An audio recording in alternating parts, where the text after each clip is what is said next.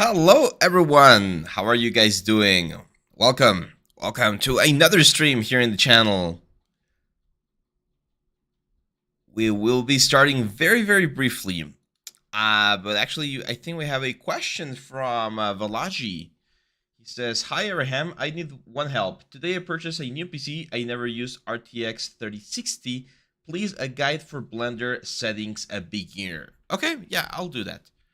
By the way, I think the promo is now over, guys. If anyone can check Udemy, that'll be great. But I think it's over, so I'm gonna remove these things for now.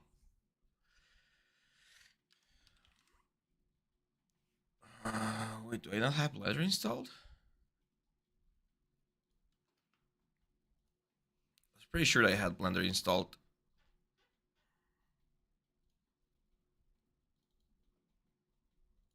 Oh, it seems like I haven't installed it yet. Let me show you. It's very easy, Valaji.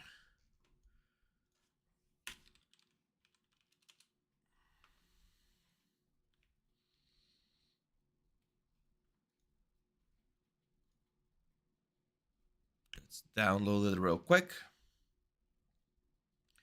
Mr. Ajesh, hello, my friend.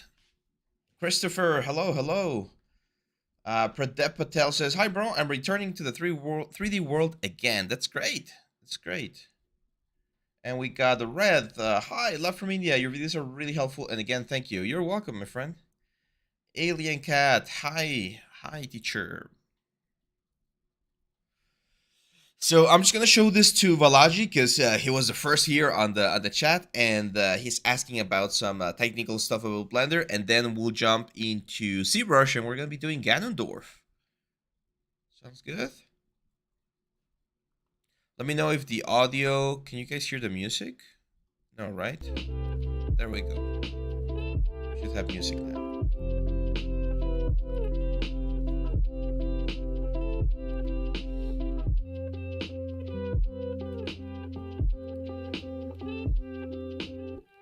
Okay, I do have an extra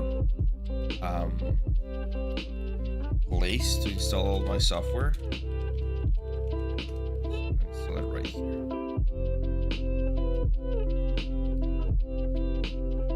Pradep is from India. Excellent. Yeah, we already have India on the map, but if you guys are from anywhere else, we're still missing some countries in Africa, some countries in Europe, a lot of countries in Asia, especially like East Asia and West Asia, actually. Some countries from Latin America. So if you guys are from Latin America, you're gonna get those as well.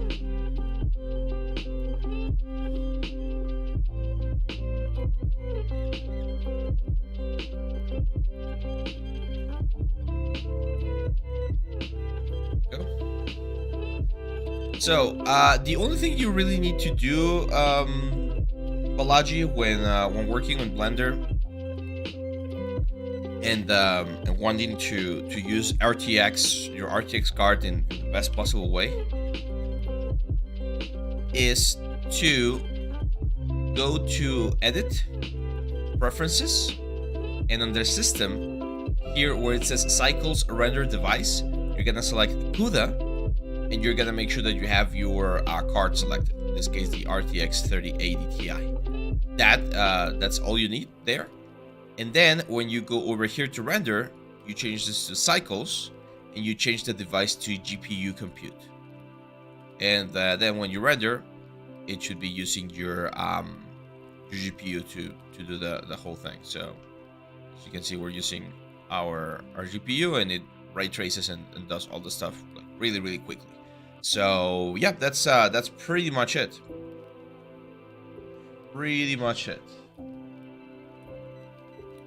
Natalia from the UK. What part of the UK, Natalia? Because we already have like England and Ireland, but we're missing Scotland.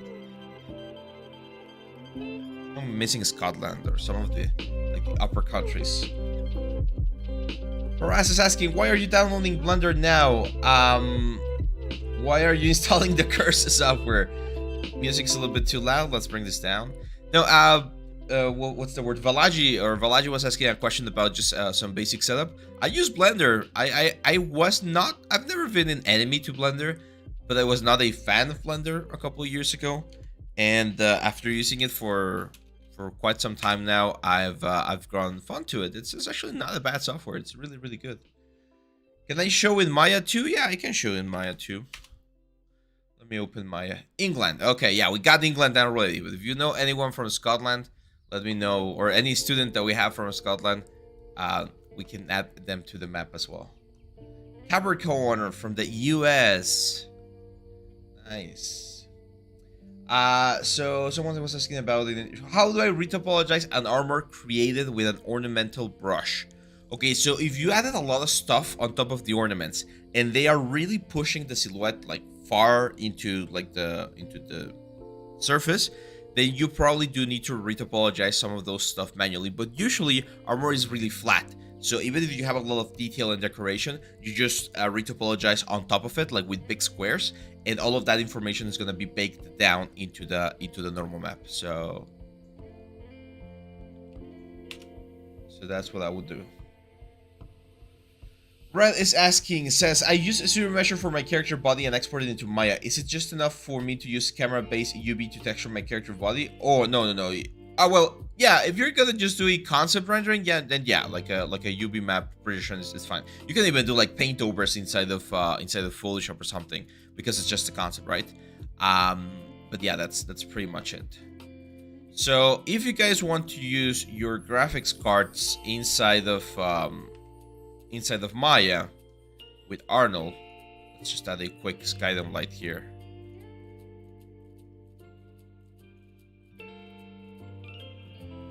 There's a couple of things that you need to do. It's actually very easy. You're just gonna go to render settings, system, and you're gonna change your render device to GPU.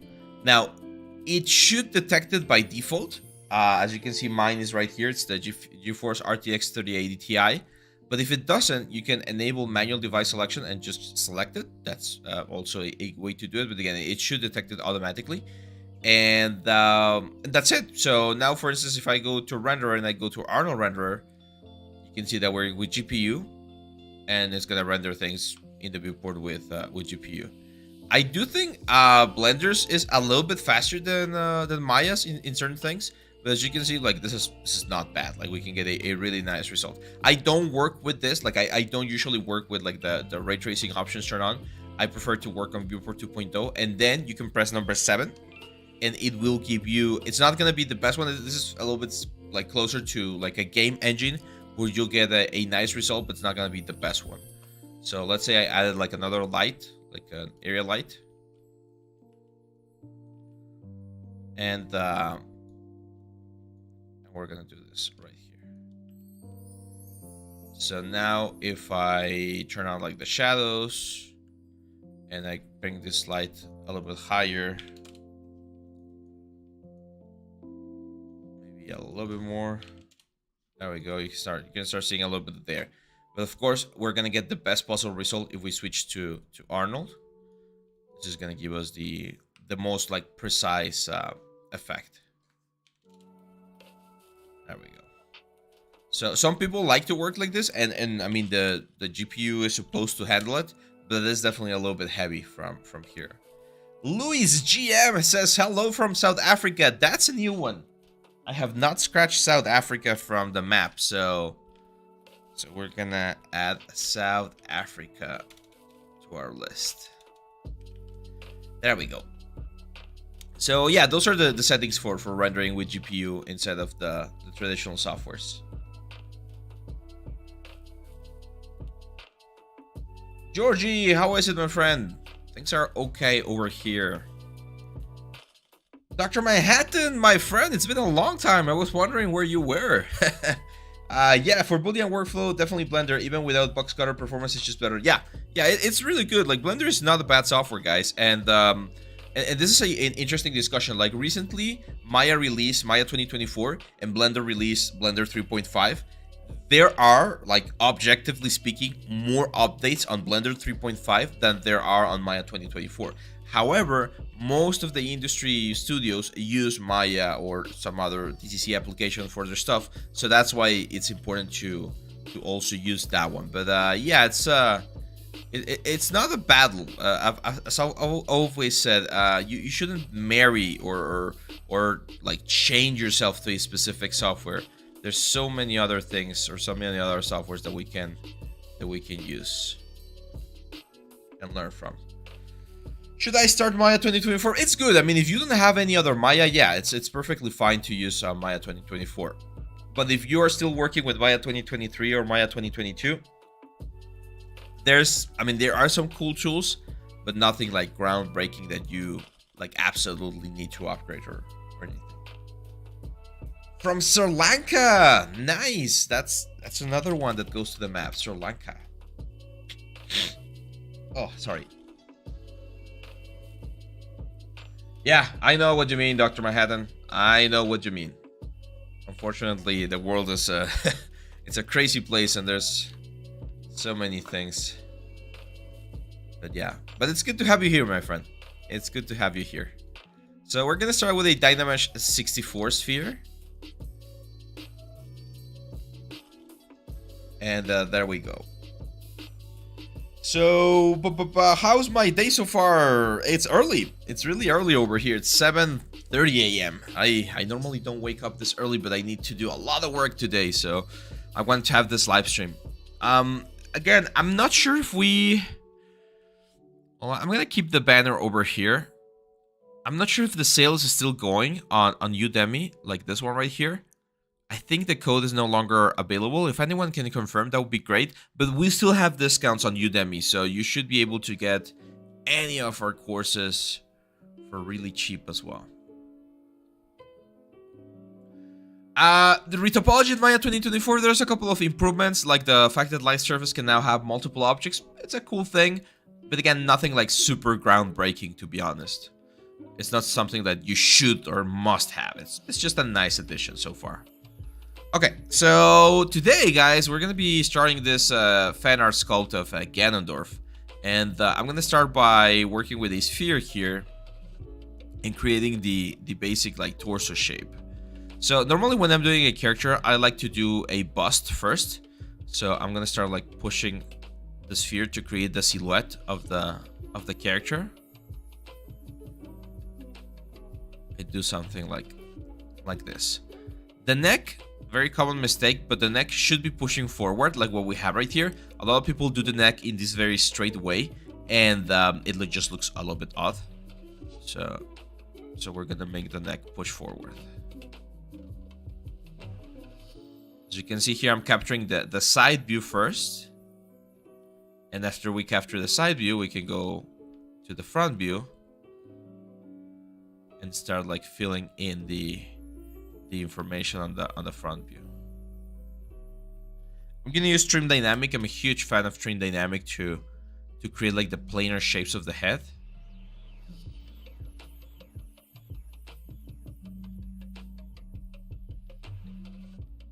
So I'm gonna start just like moving these things around. I'm gonna press BMV, which is my move brush. Make the head a little bit bigger. And the jaw a little bit wider as well. No, I have not had breakfast yet. I've not had my coffee yet, but I will in just a second. Actually, I'm gonna have to ask you guys to wait for me just like a couple of minutes in a little while I'll go and get my coffee. No, I literally just woke up and came to my computer. So my studio is in a separate room from the rest of the house. So we have like the main house and then like small patio, and then I have a like how do they call this? Like a service room or something on the back of the house, and that's where my studio is.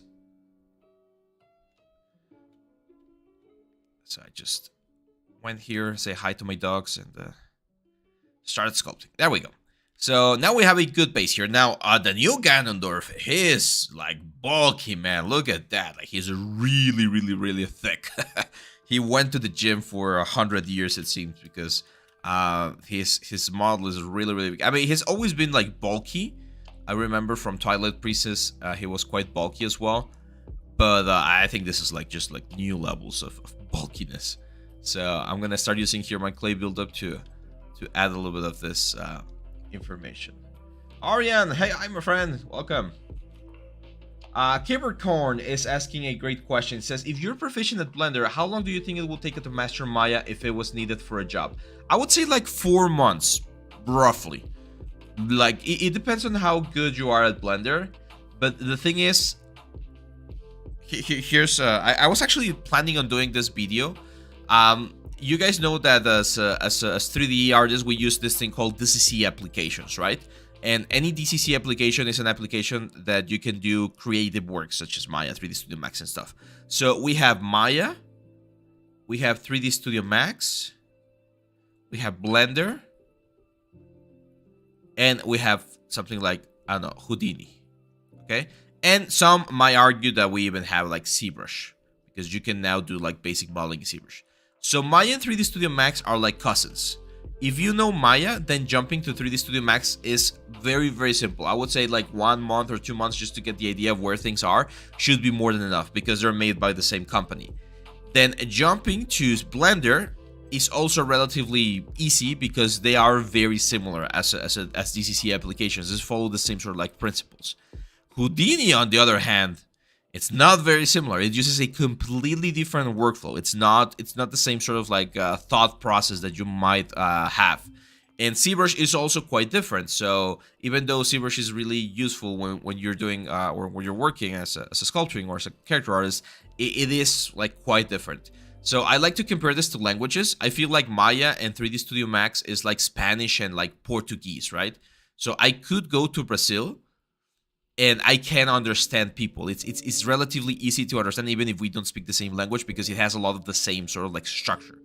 And then Blender, it will be like Italian, which again, it's a lot more different than Spanish and Portuguese, but it's on the same sort of like thing because they're all Latin languages, right? Like love languages.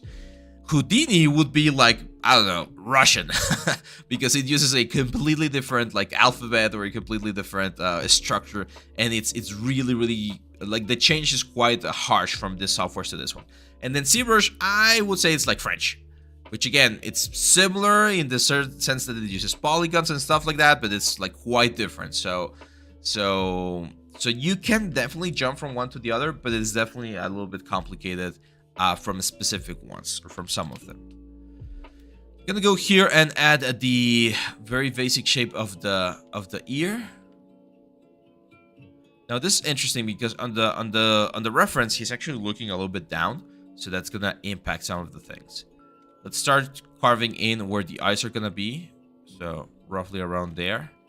It's got really strong zygomatic arcs now, so I'm gonna add the volume there for this bony protrusion that we would expect there.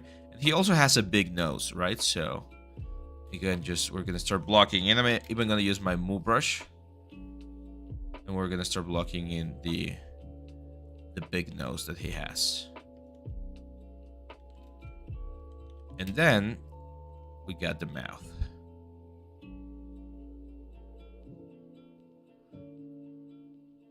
English, well, I was using like the Romance languages to compare it, but if we had to use English, it would be like English, German.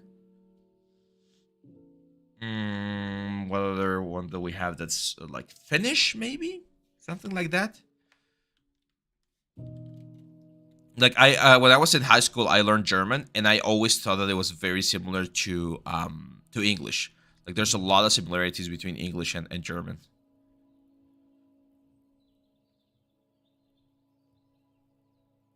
There we go. Let's see. Georgie says, if it's all right, would you mind telling a little bit about how you created your studio? What did you do at the beginning in terms of hiring people? It was a very organic growth. So when I first started, this was back in 2016. I was just a school. It was Critical Hit Academy. That was it. And my idea was to teach, right? Like I like teaching and I wanted to teach, and I started teaching. That was pretty much it. I created some like very basic classes where people would learn Maya, ZBrush, Photoshop, stuff like that. After that, after a couple of months of teaching, people started calling me and like, hey, we want to do like small projects like renders or like a small animation or something. And I realized that I could offer those services as well, and I started offering the services. But it came a point where there were a lot of like this little like jobs and things, and also a lot of classes, and I had to hire help. And since the industry was pretty new over here still, my first option was the first students that I had. So that's where I found my first great friend. His name is Ivan. He's a great artist. I taught him initially, and then he kept learning on his own, of course. And he was the first like my first hire, right? And after that, I hired the second student or the third student, and that's how I started building my team. So the fun thing about my studio over here is that every single person that I've hired has been my student at some point, because it's just easy for me to reach out to them and be like, hey, I need help. We got this project. Are you available? And if they're available, then just start working. And that's pretty much it. However, if I had to hire, I would definitely scout ArtStation and look for more people over there. But I do think one of the advantages that I've had throughout the years, thanks to being a teacher, is the fact that I have a lot of context, like a lot of like students and teachers that teach other classes. So if I ever need help with specific topics, there's almost always someone that has worked with me or alongside me that could help me with that sort of stuff.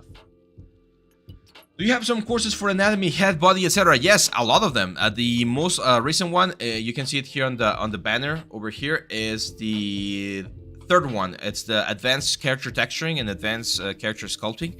And the new one that's going to be coming out, I think this weekend, because I'm literally on the last chapter, is it's going to be female anatomy. We're going to go over female anatomy. We're going to be doing a sci-fi girl.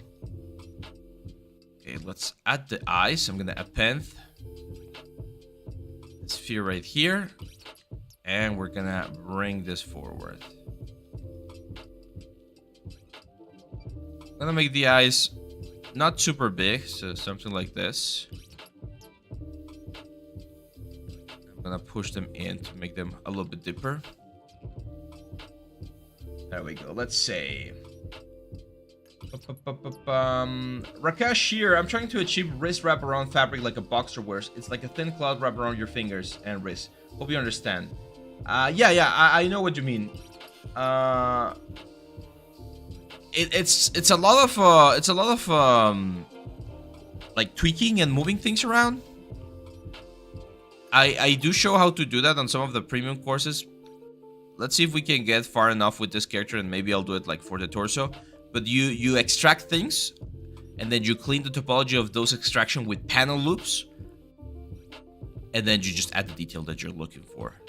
I know that sounds like a really horrible for me to say that quickly, but that's the process. Like usually, like bandages and cloth like that is faked. It doesn't make a lot of sense from a realistic perspective, but it just looks good. That's what we're looking for.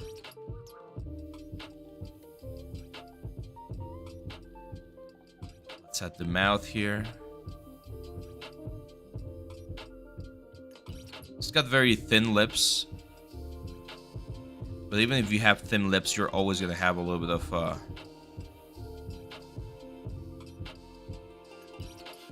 little like divot underneath the lips.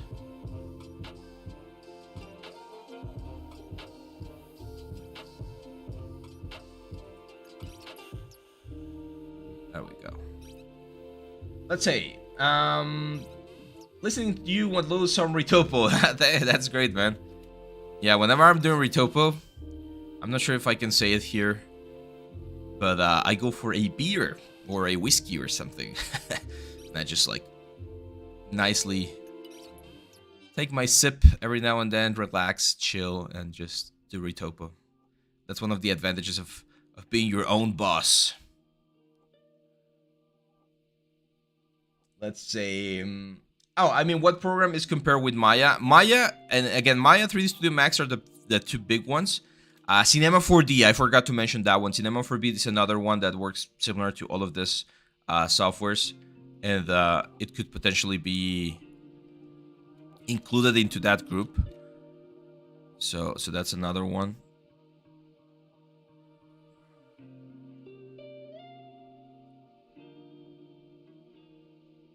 Let's add some of the volume that we would expect to have underneath the lips. The beard is gonna do like wonderful things for Ganondorf here. But I still wanna like build up the proper like main forms before we add any hair.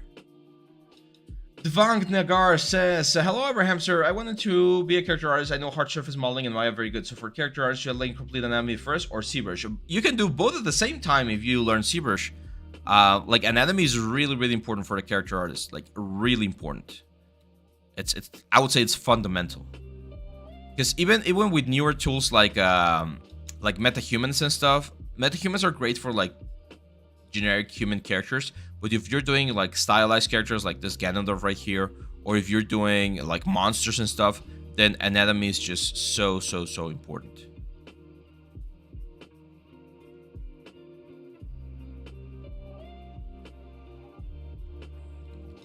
Then I bring the whole eyes a little bit lower. And I believe I got another like, there we go, like this side view. Yeah, look at that huge nose that we have right there. That's like a gigantic nose. I think if they did like a live action movie of Zelda, they could hire Batista, you know, the guy that makes Drax. I'm not sure if it's because he's green as Drax, but I find he could fit the face pretty nicely. Give me 1 second.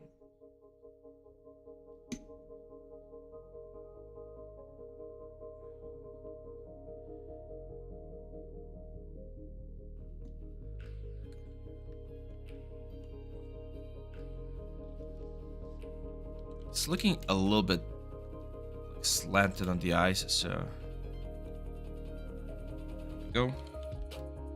Let's go Demian standard here, and we're gonna go add some of the wrinkles on the.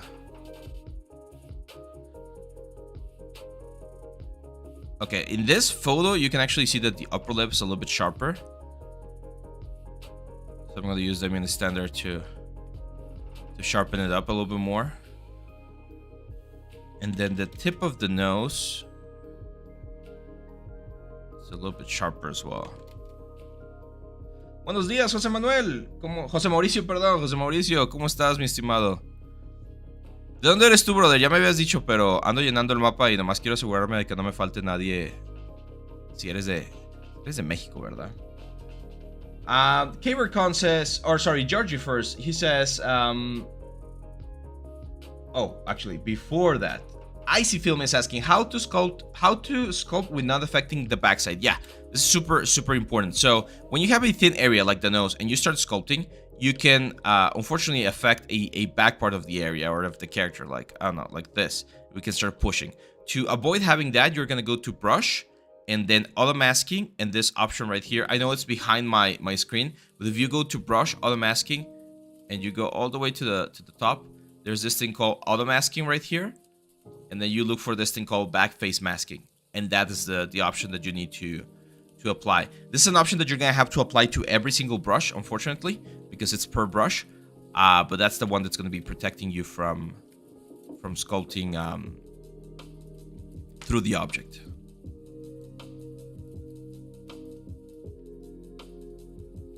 Then we can make the eyes, or we can push the eyes a little bit forward. Because this eyelid is a little bit too much.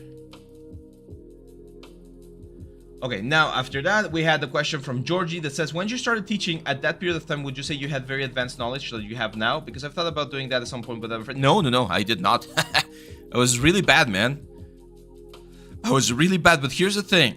When I started teaching here in Mexico, like just knowing the basics was enough to start teaching because no one else knew the basics. Nowadays, I couldn't do it because, of course, there's a lot of people now that know 3D a lot better than that like 8 years ago. But I was, as the quote says, I was at the right time or at the right moment with the right skills. So back then, just with the knowledge that I had, it was good enough. And I do remember I was criticized, and that's something that I had to like get a thick skin for. It's like I was criticized because my teachers were like, what the hell is this guy doing, right? Why is he teaching if he is just a student? He just learned 3D and now he's teaching. Like, well, I'm doing it, so yeah. Like I don't know what to tell you. I was a little bit arrogant, if you wish, at that point, but it worked. Now I have over 10 years of experience, and no one can say that I'm a bad teacher or anything, because I've learned a lot throughout these years. But at first, yeah, I mean, you just had to do it, right? And people are gonna talk, even if you do it or if you don't do it. People are gonna criticize you. Some people might even tell you things. But as long as you're not doing anything illegal, then, I mean, sucks to be them if they don't like it, right? Let's bring the mouth back a little bit more. That's one of the things that I constantly tell my students is like, hey, if you have an idea for a business, like let's say you want to do a game, you want to do a board game, you want to do like something, right? Just do it. If you have the time and you can do it, do it. Like what's the worst thing that can happen? People are gonna tell you, hey, it sucks. Okay, well, it sucks. I learned. And now you do it again and do it better. Like, what was the worst thing that could have happened to me when I started? That no one was gonna buy my courses or go to my classes. Fortunately, they did, and now thanks to that, I'm here. But if that hadn't worked, that's fine. You just try again with something else. People, I'm the same as well. Like, I'm not trying to say that I'm perfect in that regard, but we tend to be very scared of failure, and failure is what brings progress and learning, right? So don't sell yourself short. And if you want to try something, try it. I mean, again, what's the worst that can happen, right? My only advice would be, I mean, if there's people you are responsible for, like if you have a family, if you have kids, and you're not confident that this is going to give you enough support to keep things afloat, then okay, yeah, maybe think about it, right? But I was very young back then. I was 20 when I started teaching, roughly. Yeah, like 19 or 20. So yeah, it's just a matter of not being scared and taking some risks. I sometimes find myself frustrated with Blender's weight painting tools. Do you think Maya's weight painting tools are better? I actually think so. I think Maya for rigging and animation is still like better than Blender. So yeah, I would say I do agree with that sentiment right there. Aryan says, I'm your student, even though I haven't met you physically, but at whatever level I have grown, a huge credit goes to you. Thank you, my friend. Thank you. Yeah, that's one thing that I learned relatively recently. Like when I started with the channel here, guys, when Nalene asked me to start like uploading videos, I realized that I could teach to so many other people via the internet. And yes, it's not exactly the same as like a physical class, because there are some advantages to like physical classes. But it's not bad, right? Like I feel like I've been able to communicate most of the things that I've wanted to show through the tutorials like nicely. Let's sharpen the factions a little bit more. And now let's start working a little bit on the eyes.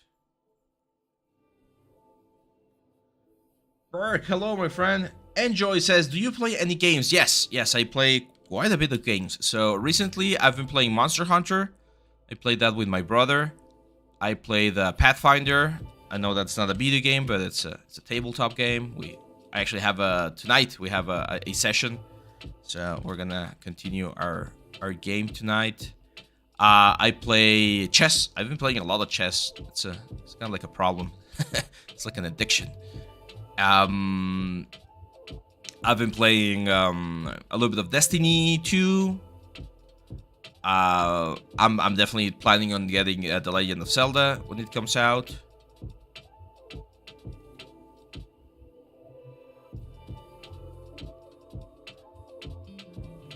Well, yesterday or the day before, the new expansion pack for the extended story for Xenoblade came out. Huge fan of Xenoblade as well.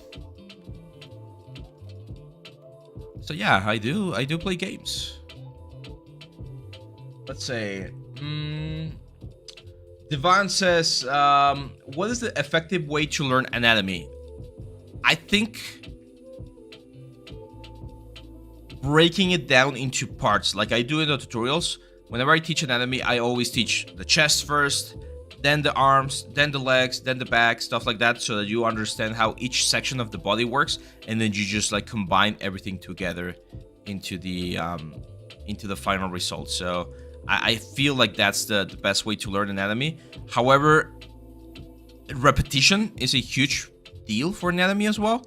Like when I was at school, I was at medical school, actually. I've mentioned this before. I started the first year of medicine school, so that really helped me understand like the technical things about anatomy. But then when I went to art school, we had figure drawing, gesture drawing, clothed figure drawing, sculpting, painting. So I learned anatomy in so many different ways, and that was one of the reasons why I was able to like master the anatomy or learn the anatomy as nicely as I could. So yeah, repetition and just a lot of practice. A lot of practice.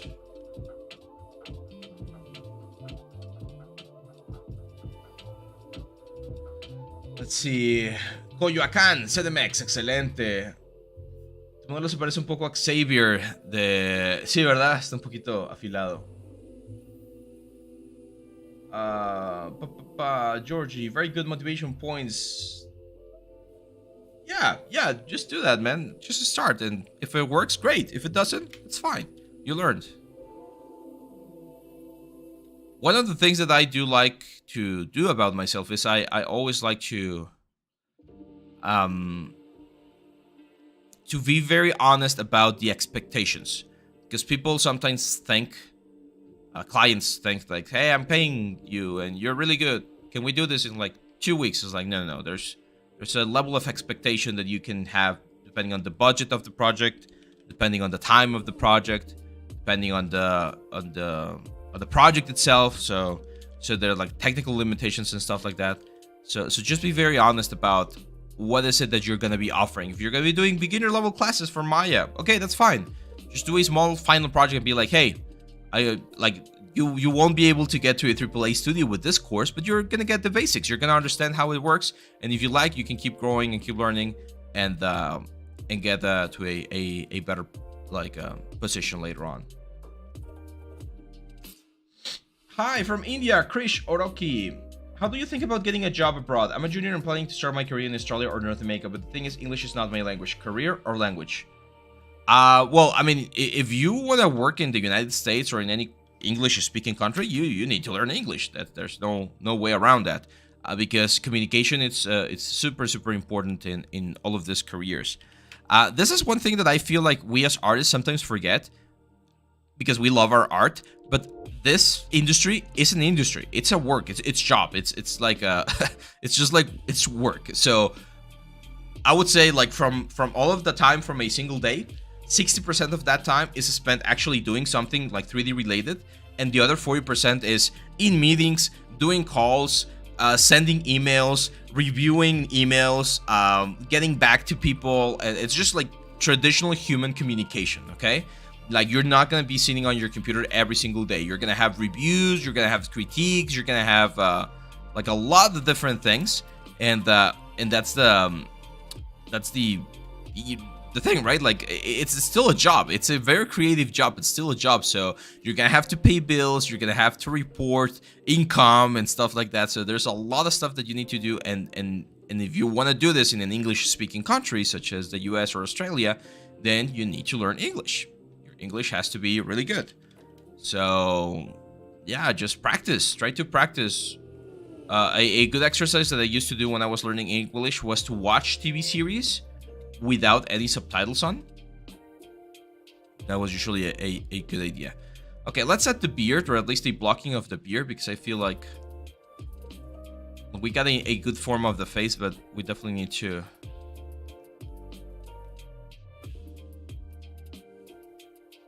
add something more. There we go. Let's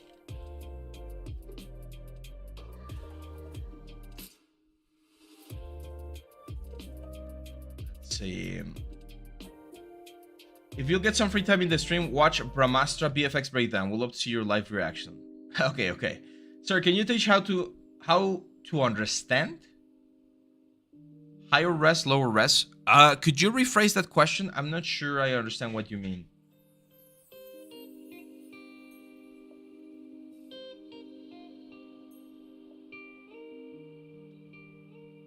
Thanks, my friend. Yeah, I've been speaking English, and that's thanks to my parents. They were really smart in making sure that I learned English from a very young age. So from all the way from primary school, from like 6 years, we were learning English. And I like English. I really like English. I really like reading. So another thing that helped me quite a bit was reading a lot when I was a little bit younger. I read a lot of books in like primary school, in mid school. Like I read so many things. Playing games is also a good way because everything is in English, so.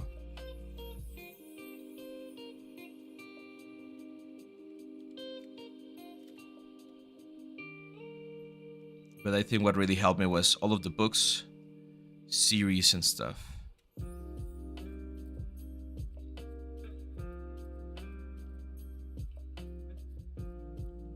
Let's go to the front view. I don't use fiber mesh, my friend. I don't like fiber mesh. It's I know it's useful. I don't like it. I just don't like the workflow. So whenever I do hair, I either sculpt the hair like what I'm doing right now, or I do it with XGen. Because I really don't like fiber mesh. It's one of those things about ZBrush that is like, just don't like it. So I'm not sure if I'm ever gonna do a tutorial about fiber mesh. There's people out there that are really freaking good with fiber mesh and then create amazing looking things, but I'm not one of them. So I'm just gonna do a quick blocking of the hair here, just to get a general idea.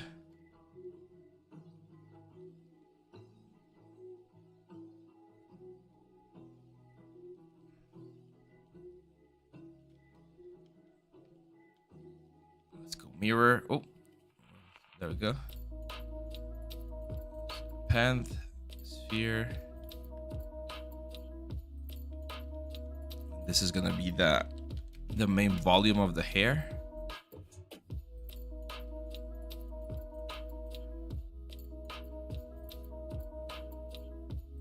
Let's see if we get. He has like a man bun, right? So we're gonna go right here.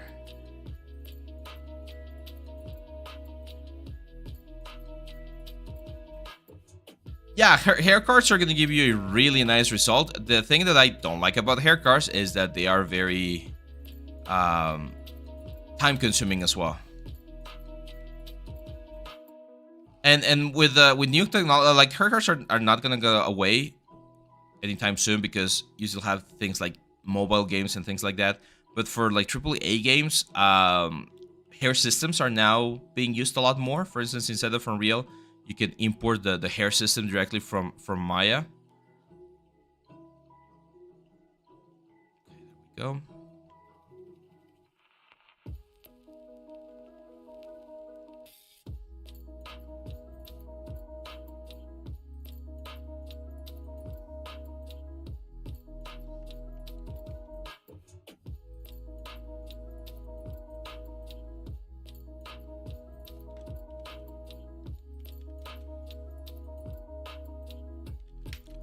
There we go.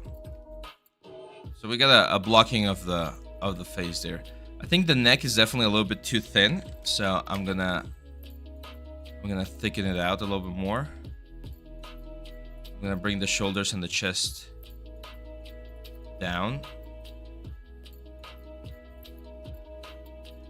And let's paint it just to get an idea of how it's gonna look.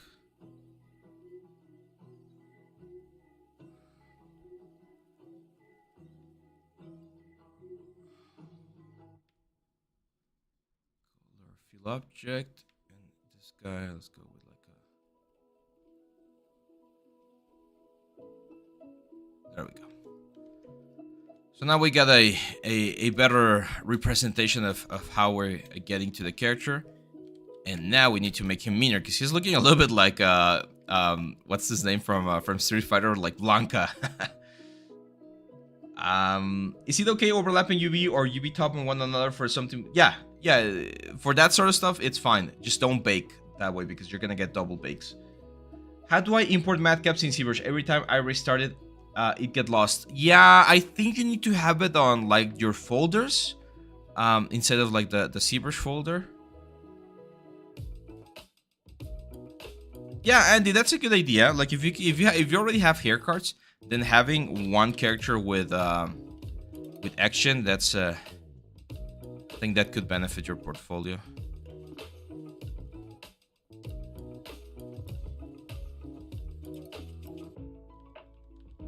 Let's turn this off for just a second.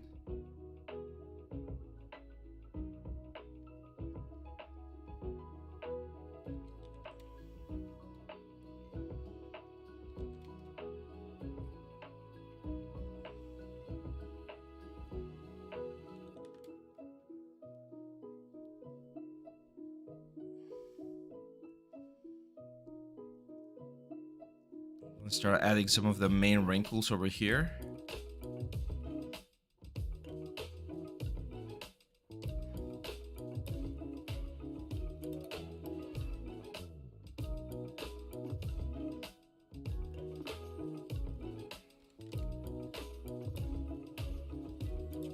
Push the eyes a little bit closer there.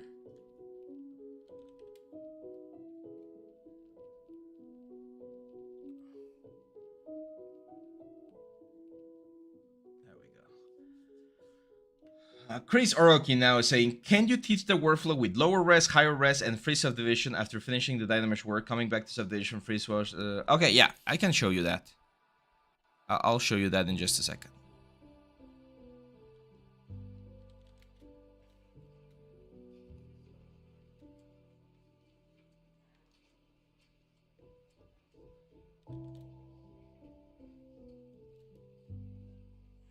It's weird. For instance, one thing I'm noticing here on the concept art is that we have this like very intense nasolabial fold. So I do want to add it, but I don't want to like overdo it. So we gotta be careful.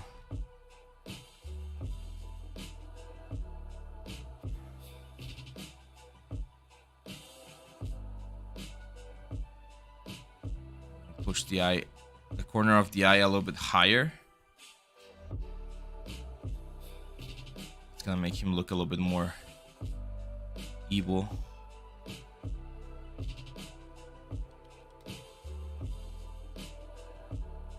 I'm gonna go to the eyes and give them like a white material.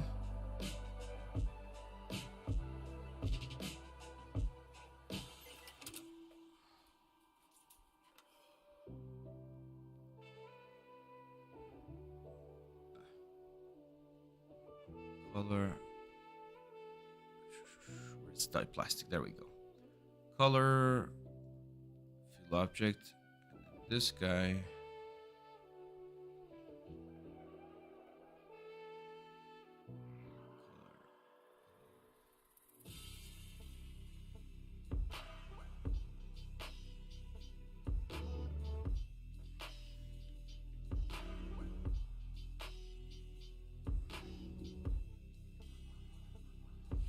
Okay, that's a little bit better. Let's see. Are you using a draw? Yes, it's a pen tablet. I have the Huion 16. It's a pen display. However, I've used the other types of tablets for so long, and I have the microphone right here on my face, so I'm still looking at like my monitor over here. It helps for the angle though, because instead of having to draw on the plane surface, it's on an inclined surface.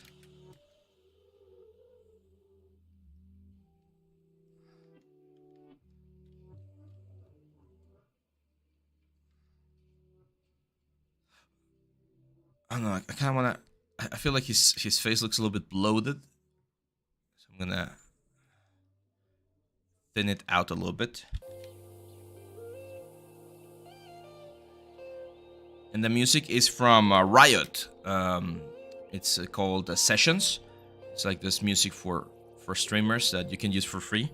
This one is from Diana. I've been using this one for every live stream because it's very chill.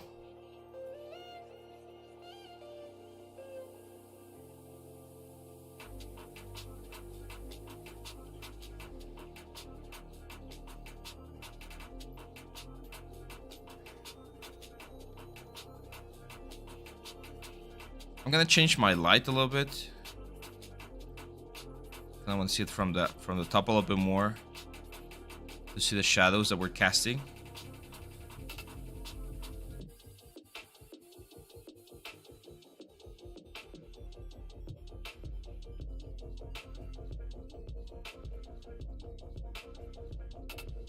Let's see. Can we do double-sided texture in Substance Painter for grass and leaves? No, I don't think you can. I don't remember though. But I don't think you can. Have you read the Blades of the Moonsea trilogy? The principal character is the same class as your favorite in Pathfinder, I believe. Oh, no, I have not. Blades of the Moonsea. That sounds good. No, I have not saved. Let's do a quick save. Thanks, Alien Cat. I have not saved just yet. There we go.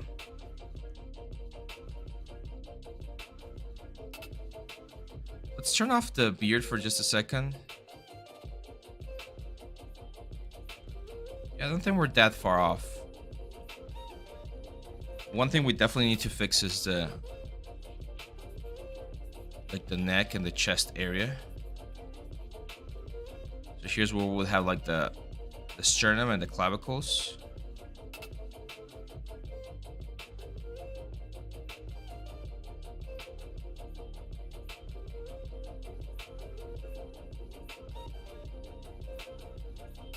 Then over here we'll have the back muscles.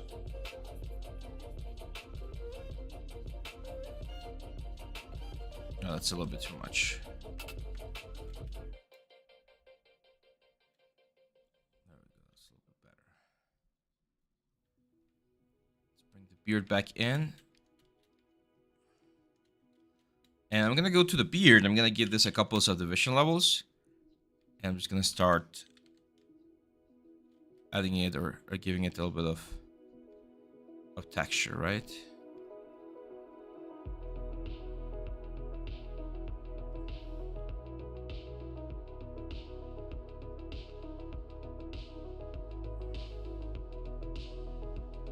This.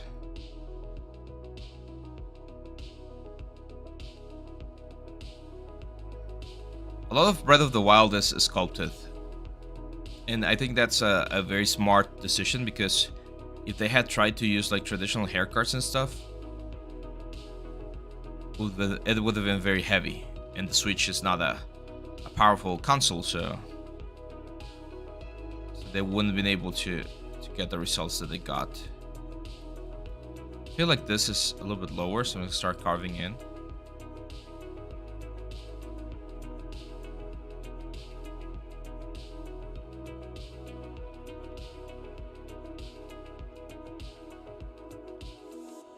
But not bad for an hour, right, so far? Nikhil, hey, what's up? Any recommendations for a real beginner course? Yes, we do have one. It was not, I didn't do it. It was done by our good friend Arash. But if you check it on Udemy, let me get you guys the link, because I don't think I've sent the Udemy link yet. So this is the link to Udemy, and we do have a like introduction to Unreal. I wish we could display more things. So this one right here, complete modular environments, Unreal Engine 5. That's one of them. And then we got this, a game environments art masterclass, also Unreal Engine 5 from Arash, really good. He did this one recently, the AAA game props making for beginners. Let's see which one. There's another one that he did.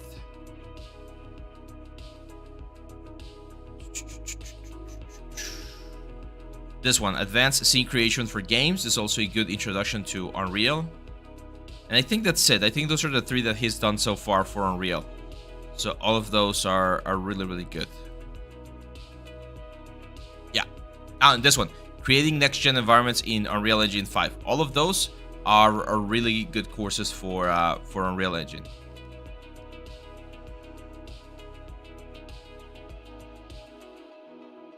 You can use Stream Dynamic to start sharpening some of the angles, especially like on the nose.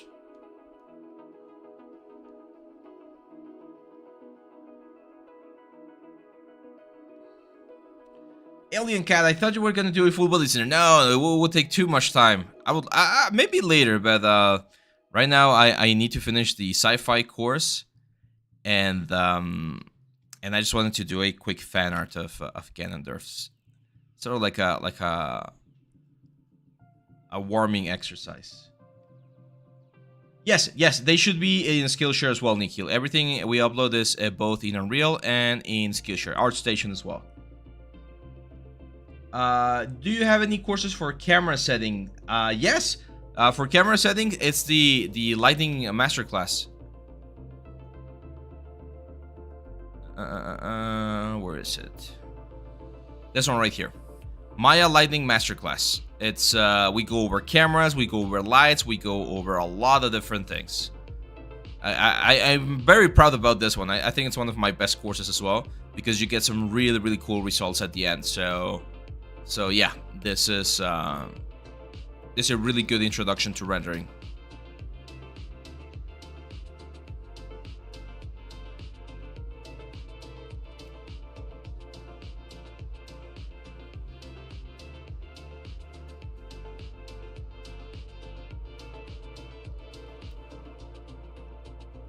I'm gonna use naming a standard here to push the lips in. Yeah, you're welcome. And let me know, guys, where are you guys from? We got 24 viewers right now. Let me know where you guys are from, and maybe you'll help me fill my map of students over here on the wall. Today we got Sri Lanka and we got South Africa. We were missing those. If you're from Latin America or from Africa or Europe, we're missing a lot of countries there.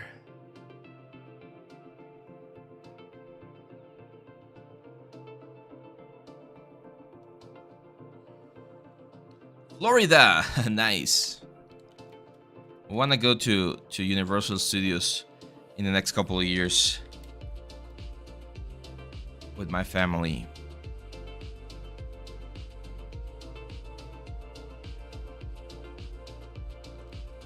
India, nice.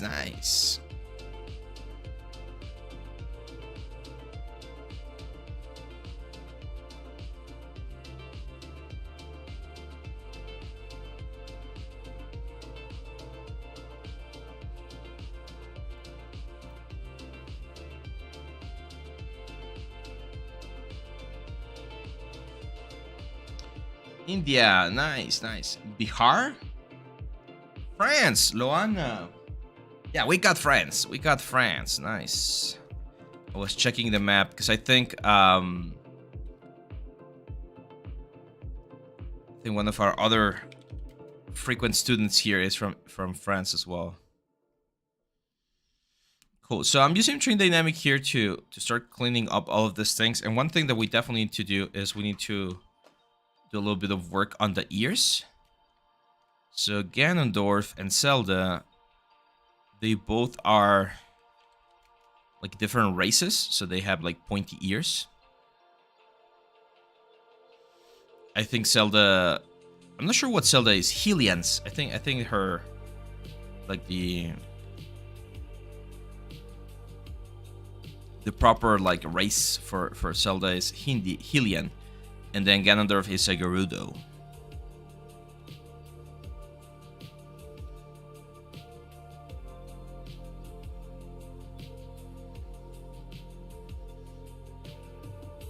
There we go. Oh, Bihar is a state in India. Nice. Awesome.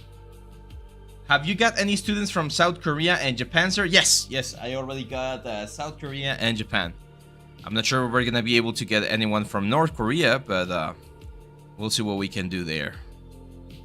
Yeah, I was wondering if anyone is from like Pakistan or Iran.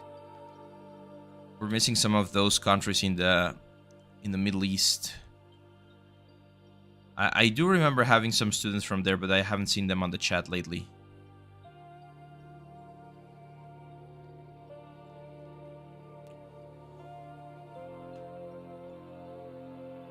He's got really like thick nose right here, Ganondorf.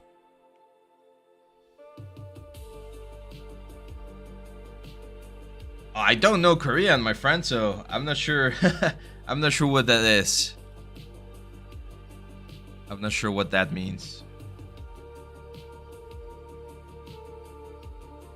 Yes, there you go. Icy Film is from South Korea. Great.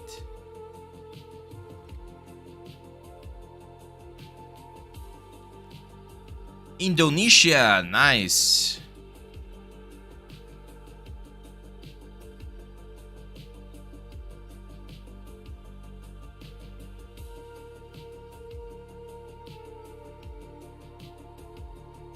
Let's recover a little bit of the lower eyelid right there.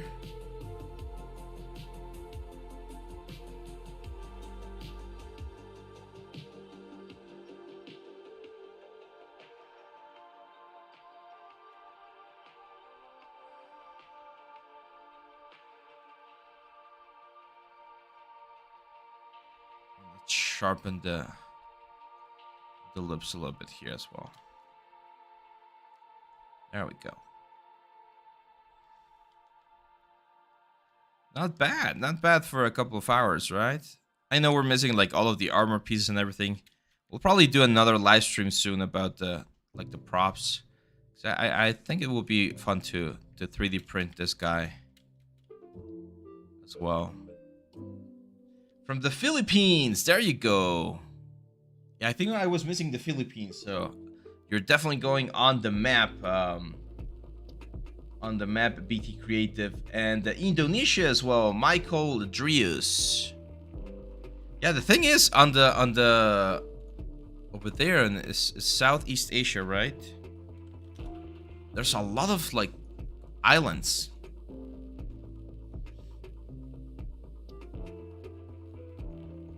I am from Mexico, so I live here in Saltillo, small city in the north of Mexico. And look at all over the world. So yeah, so here, Malaysia. I was missing someone from Malaysia, I think. I don't have Malaysia. So we now have Indonesia, which is a lot of islands. And we got the Philippines as well. Nice. Yeah, so we're missing someone from Malaysia, Cambodia, Vietnam. I do remember having someone from Vietnam on portfolio reviews. So I'm sure we're gonna be able to feel all of this soon.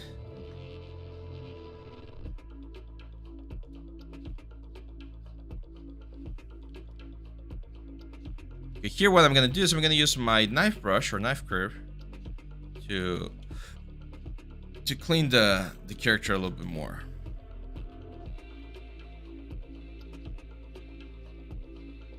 There we go. I do consider myself to be like fast. I'm a fast artist. My teachers always told me that. I was like, oh, you work really fast, which is an advantage, but it's also a slight disadvantage because I get really desperate when it comes to like finessing and detailing and stuff. So, but yeah, it's all about practice. Like I remember my first couple of sculpts, they took so long, so long, and the result was not even that good. So it's all about practice as well. I'm sure you will be able to get there, my friend. Anyone can get here, because one of the fun things about art is that no one is born knowing like anything about art. We learn everything. So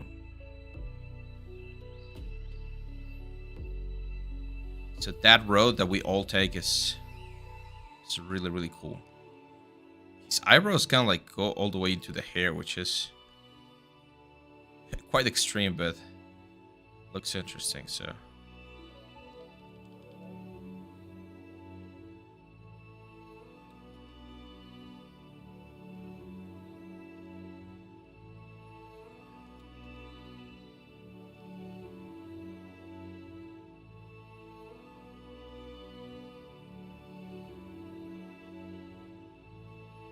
I'm gonna rotate everything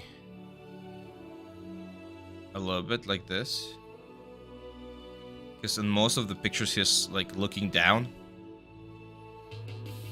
This gives a more acceleration to the face as well.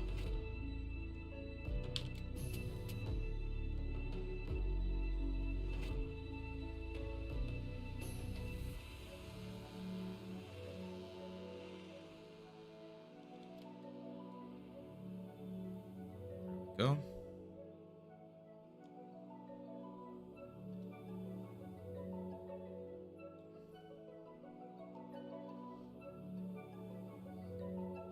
The next portfolio review is going to be in May 15 and 14, I think, or 14 and 15, something like that.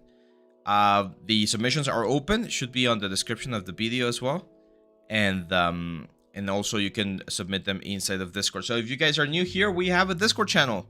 Should be on the description.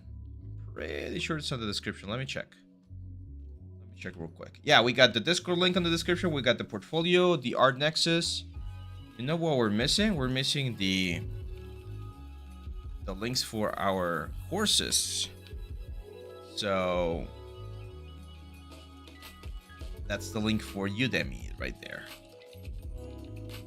Taiwan, nice. We got Taiwan now on the map.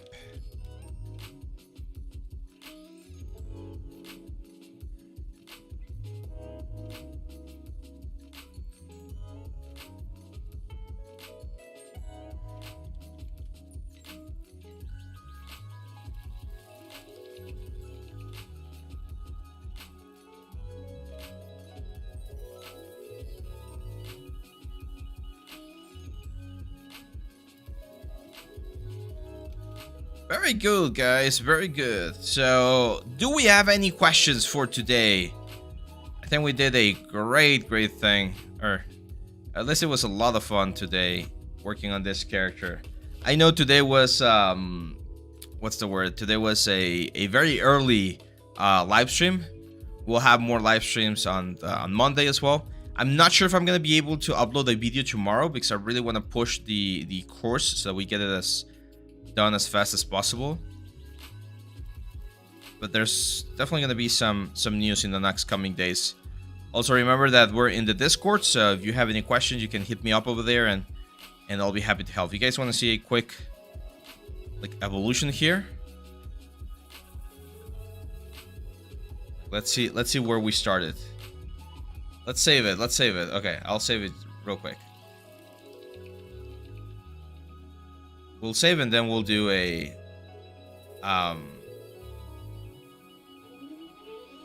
scroll through the whole thing. So this is where we started today. We started with this very cool sphere, and little by little we started pushing, we started moving, we added volume, forms, primary forms, secondary forms. And our head started like looking more and more like a head. Tweaking, a lot of tweaking. And eventually after several minutes, almost an hour, it's a little bit over an hour, we've been working on this. And we got to this position right here. Of course, if we take a look at the hair, the character's it's looking quite nice, if I may say so myself. So yeah, this is the process, my friends. If you want to learn like more in depth about how we do all of this, as I mentioned before, we have courses about characters, about Maya, about ZBrush. A lot of our students here in the comments can vouch for them. They can tell you that they are really complete. I always try to make the courses, and we always try to make the courses as complete and as understandable, easy to follow as possible. so that anyone can create amazing looking things. Let's make this a little bit more pointy there.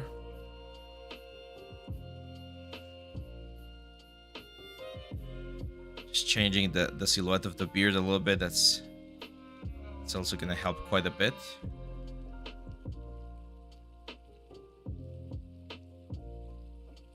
There we go. Cool. So, do you guys have any more questions? I'm happy to answer them before we finish the stream. Let's go to a quick Q&A.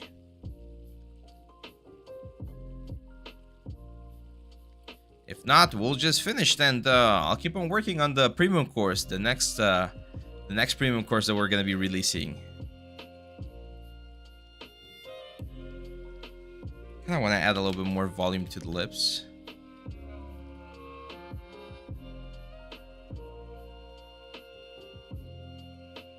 There we go.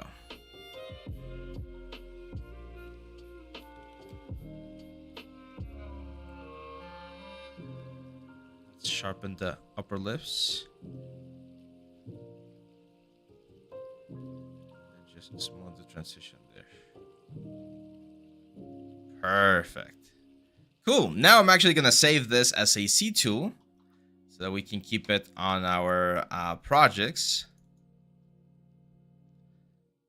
One of the cool things about this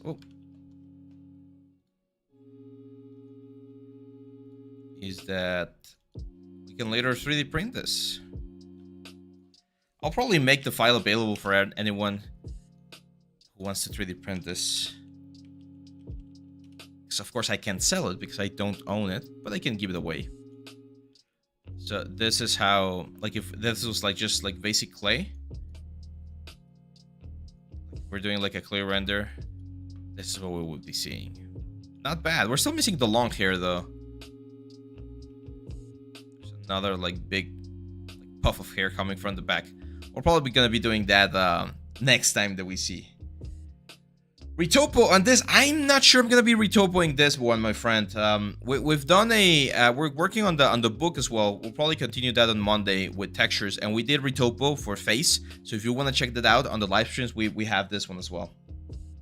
Oh yeah, Chris Oroki, he wanted to know about the workflow. Here we go, man. I'm gonna show it real quick, real quick, Chris. So when you have an object like this and you want to see remesh, you're gonna copy or duplicate this guy so that you have two copies. On one of those copies, you're gonna go to Geometry, See Remesher, and you're gonna see Remesh. This will create a basic version of it. Now, you can use See Remesher guides to get an even like cleaner or more precise See Remesh. But as you can see, this one right here works very nicely. Like it's not perfect animation retopology, but it's good for what we want to do. Once you have this, and this is very important, you're gonna go to your high poly and you're gonna check how many polys you have. In this case, I have 368,000 polys. This one only has 1,300 or 13,000. So this 13,000 one, I need to subdivide a couple of times. So I am gonna go to Geometry. I'm gonna subdivide 1, 2, 3 times, so that I'm at least at the same amount or more than the one that I had before. And once you have that, you're gonna turn both of them on here on your tools, and you're gonna use this option called Project All. What that will do is it will sample the information from the guy underneath, which is the dirty one. And now, as you can see, this new one has all of the details that I had on the old one, but we have the subdivision levels. So we can jump between subdivision levels and do any modification that we need on the element. You're gonna have to do this for every single subtool where you want to apply this process, but you're gonna be able to do it. Okay, so yeah, that's it. So let's see. Where to learn topology basics? Well, most of the character classes that I teach have topology basics, but if you want a master class on that, I got this one here. So this one, in the advanced character texturing course, I go over the retopology of the whole model, the weapons, the props, everything. And I use a lot of different techniques. I use Blender, I use Maya, I use ZBrush, like I show you. I think this is the one where I show the most amount of tools to get this to work. So So if you want to learn retopology and texturing, this one right there, that's the best one.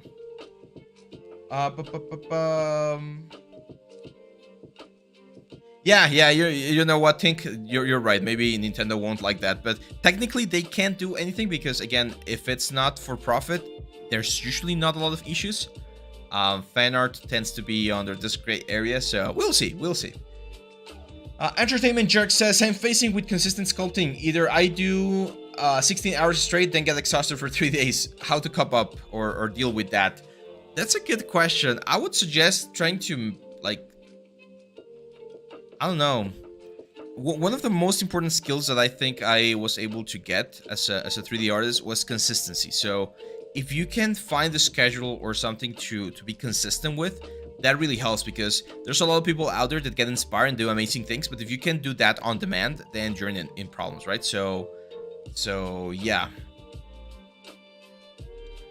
Try to find a schedule or a set of time that works for you, maybe 2 hours and then 1 hour of rest, or 3 hours and then half an hour of rest, like something like that works for you, so that you can well, create and do all the things that we need to do. Let's see.